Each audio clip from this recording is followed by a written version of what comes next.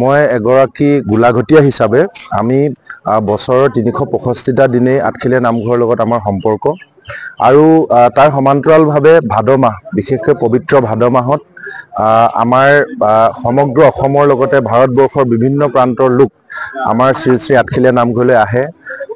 ইয়াত তেওঁলোকে আশীৰ্বাদ লয় আৰু তেওঁলোকৰ মনোকামনাখিনি ইয়াত তেওঁলোকে বিচাৰে। গতিকে আৰু আমি দেখিছোঁ যে ইয়ালৈ কোনোবাই নতুনকৈ গাড়ী এখন ল'লেও ইয়ালৈ প্ৰথম আহে, কোনোবাই পৰীক্ষাৰ আগত ইয়ালৈ ছাত্ৰ ছাত্ৰীসকল আহে, কোনোবা মন্ত্ৰী বিধায়কৰ পৰা ধৰি যিকোনো এগৰাকী ব্যক্তি গোলাঘাটলৈ অহাৰ লগে লগে আঠখেলীয়া নামঘৰলৈ এপাক নহাকৈ নাযায়। গতিকে আঠখেলীয়া নামঘৰৰ মহত্ব সকলো মানুহে জানে আৰু আঠখেলীয়া নামঘৰৰ প্ৰতি ভক্তি সকলো ৰাইজৰ আছে। গতিকে আমি ভাবোঁ যে এতিয়া আঠখেলীয়া নামঘৰ আপোনালোকে এটা টুৰিষ্ট প্লেচ হিচাপেও ইতিমধ্যে পৰ্যবেক্ষিত হৈছে।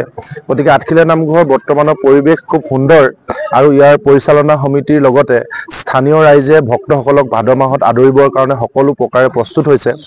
আৰু ইয়াতে আমি দেখিছোঁ যে বীৰ লাচিত থানা অনুসূচিত ছাত্ৰ সন্থাৰ পৃথকে আৰু সদৌ-অসম ছাত্ৰ সন্থাৰ পৃথকে ইয়াতে তেওঁলোকে অতিথিক শুশ্ৰূষা কৰিবৰ কাৰণে ফলৰ ৰস পানীৰ পৰা ধৰি বা ইনফৰমেশ্যন চেলকে ধৰি ইয়াতে সকলো ব্যৱস্থা কৰিছে।